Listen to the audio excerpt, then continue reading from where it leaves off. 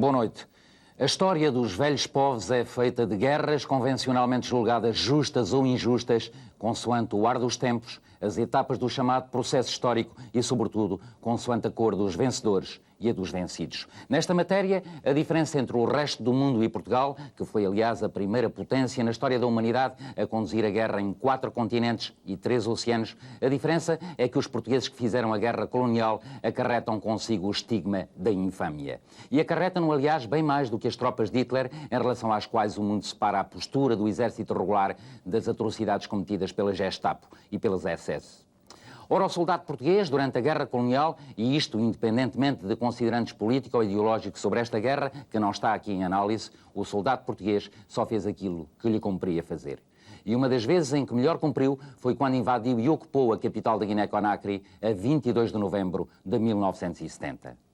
26 anos mais tarde, convido a fazer comigo o secreto percurso que de Sófia, na Bulgária, ao arquipélago dos Bijagós, na Guiné-Bissau, passando por Lisboa, conduziu a Conakry e à primeira operação de comandos de um exército regular em África na moderna história militar. A Operação Mar Verde, numa reportagem de Henrique Vasconcelos e Rui Araújo.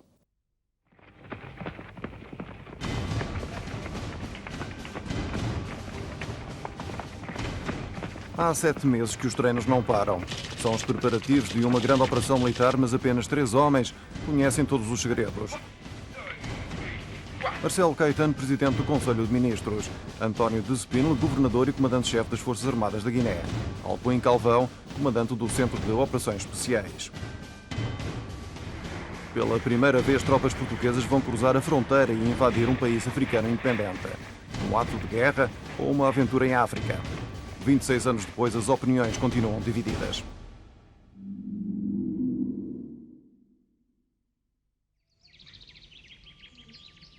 Janeiro de 1963. Em Tite, o PAIGC, Partido para a Independência da Guiné-Cabo Verde, assalta o quartel e inicia a guerra na Guiné. É a segunda frente de batalha do ultramar português. A superioridade militar portuguesa deteriora-se lentamente, permitindo ao PAIGC, dirigido por Amílcar Cabral, apoderar-se de áreas significativas.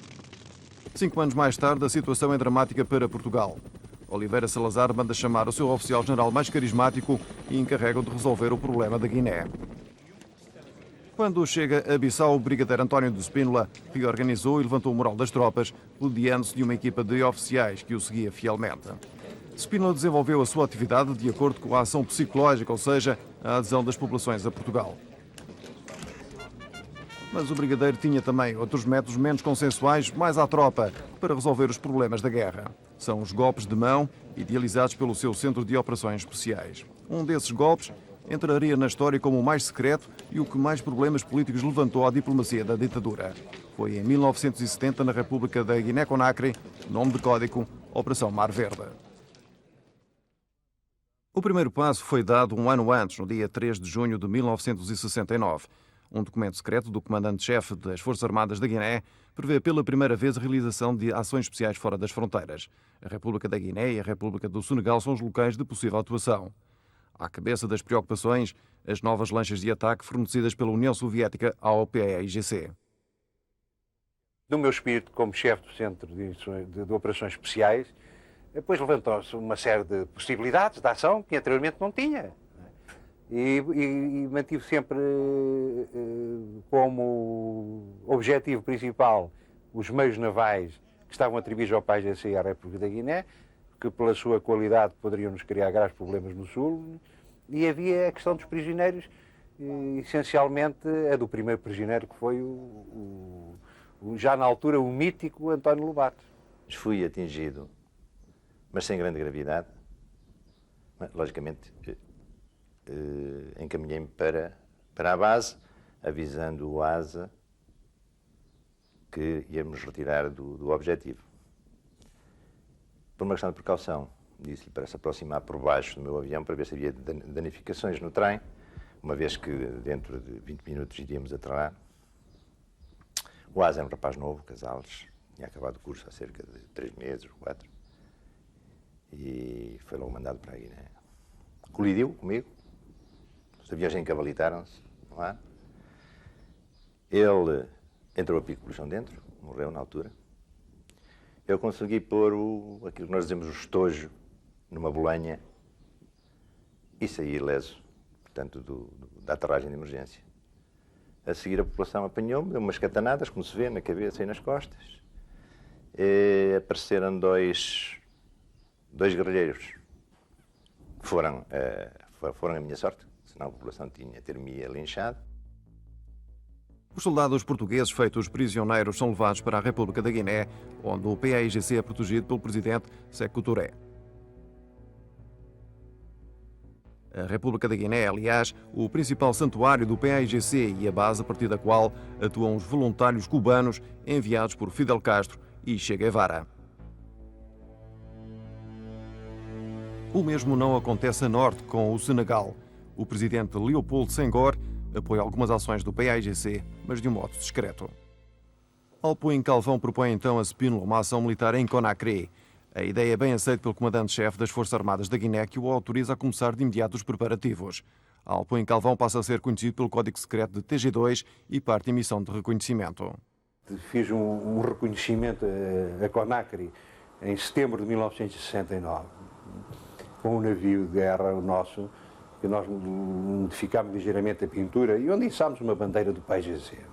Foi a primeira unidade naval que o PAIGC teve, sem saber, não é?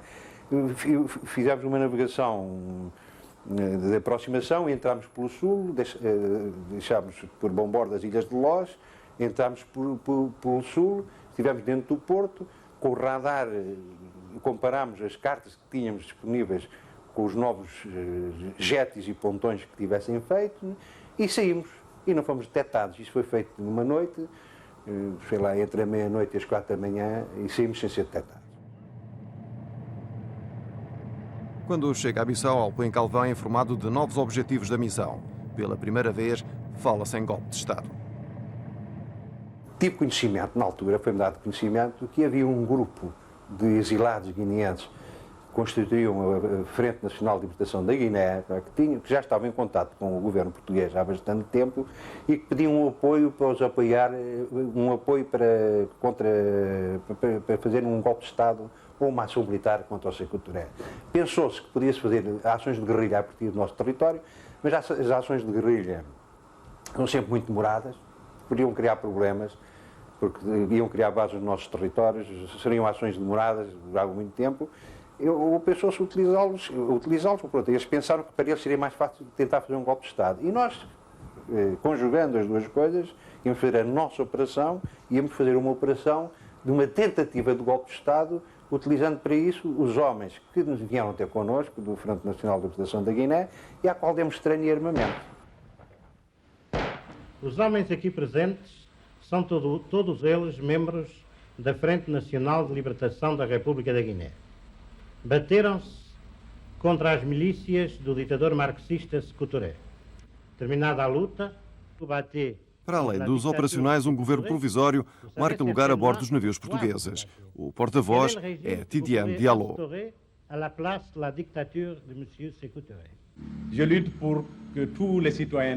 Eu luto para que todos os cidadãos da Guiné possam viver livremente no interior do meu país. Nós queremos destruir a ditadura desumana e satânica de Sékou Touré. Sékou Touré estava no poder desde 1958. Subiu à presidência do país depois de recusar a integração na comunidade francófona, proposta por de Gaulle e aceita por todas as outras ex-colónias francesas. Em represália, a França retira os seus quadros técnicos e desativa as indústrias. Seguem-se anos revolucionários apoiados pela União Soviética e dirigidos a pulso de ferro por Sékou Touré. São estes os dados considerados por Alpuin Calvão quando prepara a ordem de operações da Mar Verde. 4 páginas de papel A4, escritas à mão, a bordo do navio de guerra Orion. Neste rascunho estão os objetivos da operação. Primeiro, destruir o quartel-general do PAIGC em Conakry. Depois, libertar os 26 militares portugueses. Destruir as lanchas rápidas e proporcionar o desembarque dos elementos da FNL. Alpuin Calvão seleciona também os 6 navios da Armada Portuguesa que vão participar na missão. define a força de desembarque, que será constituída por destacamento de 21 de fuzileiros africanos, companhia de comandos africanos, elementos da Frente Nacional da Libertação, oficiais, sargentos e praças destacados especialmente para esta missão. Ao todo, são cerca de 400 homens. Foi esta a base do documento que, dias depois, foi entregue em Lisboa a Marcelo Caetano. Eu, nessa altura, apresentei o plano ao Presidente do Conselho de então, ao professor Marcelo Caetano, que o aprovou, sem mais, enfim, sem dúvidas, o aprovou, pedindo apenas que a gente não deixasse vestígios e que tivéssemos sorte. Mas principalmente teve muito, acentuou bem não deixarmos vestígios. E eu, que também resolvi fazer uma pergunta, e fiz a seguinte pergunta, a que ele me respondeu claramente. Eu disse, Sr. Presidente, eu não sei o que é que vai dar o golpe de Estado. O golpe de Estado, nós vamos apenas apoiá-lo, e enfim, o que for a seguir é um problema que já nos transcende. Mas se eu trouxer os prisioneiros já valeu a pena. E ele respondeu, mas já valeu a pena. É a luz verde para a Operação Conakry. O centro das operações fica instalado na ilha de Soga. É para ali que Alpuim Calvão encaminha as 200 de homens vindos das fileiras da Frente Nacional de Libertação e lhes dá a instrução militar igual aos comandos africanos. A ilha torna-se no local mais secreto da Guiné. Há apenas uma diretiva: quem entra na ilha só sai depois da operação.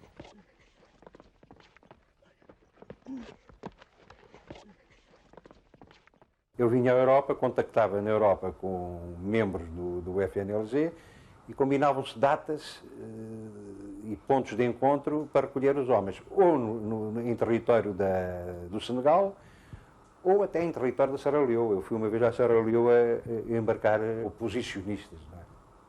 Alpuim ainda se recorda dos homens. Bom, eu reconheço a farda, reconheço o militar, tenho aqui inclusivamente o nome dele, chamava-se Mamadou Boireau e tinha sido sargento-chefe no exército francês. E, ao que eu sei, tinha lutado na Indochina e na Argélia.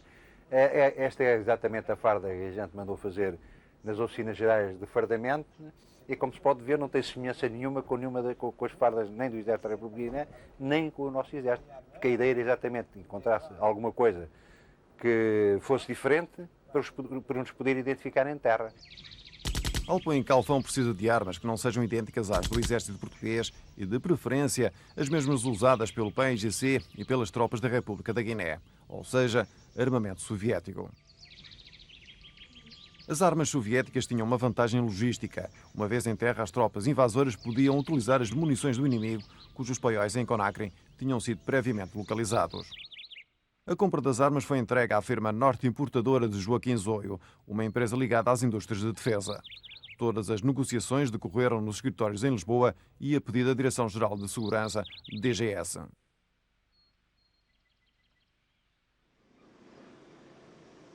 Zoio contacta George Starkman, um francês habituado aos negócios difíceis e que envolvessem armas de fabrico soviético.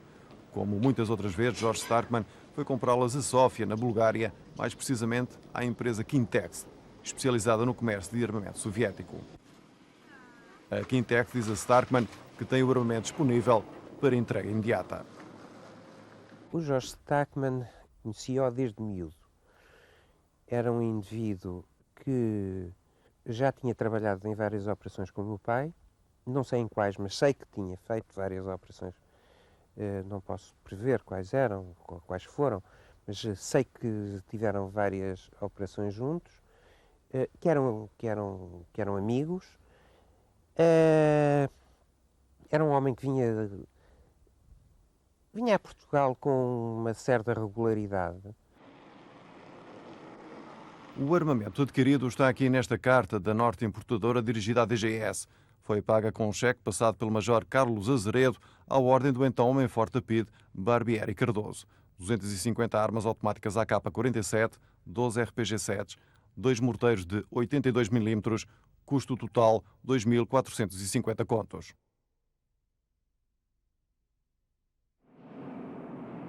O armamento é despachado via aérea da Bulgária para Lisboa e depois de Lisboa por barco para a ilha de Soga, no arquipélago dos Bijagós.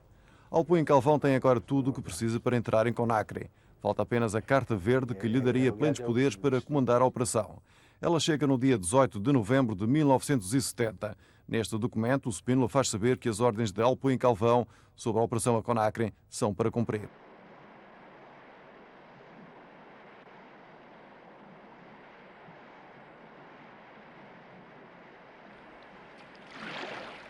Ainda na Guiné-Bissau, fuzileiros treinam pela última vez o desembarque, uma das fases mais importantes da Operação Mar Verde.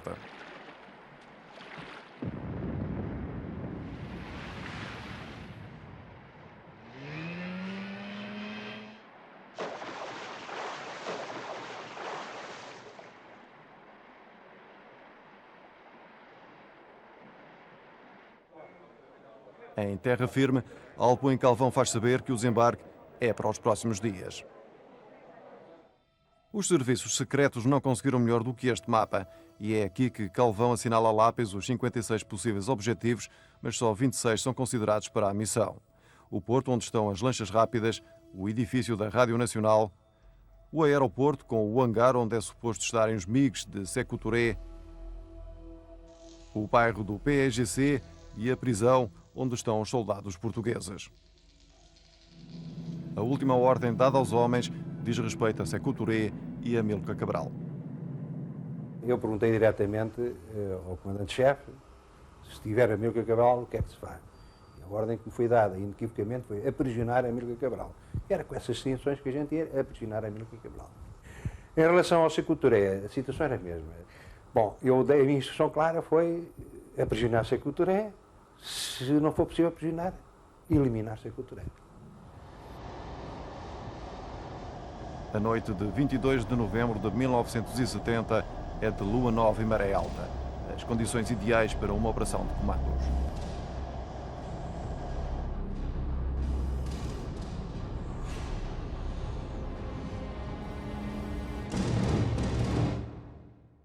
Feitos os preparativos, voltaremos na segunda parte para a operação propriamente dita. Fique connosco.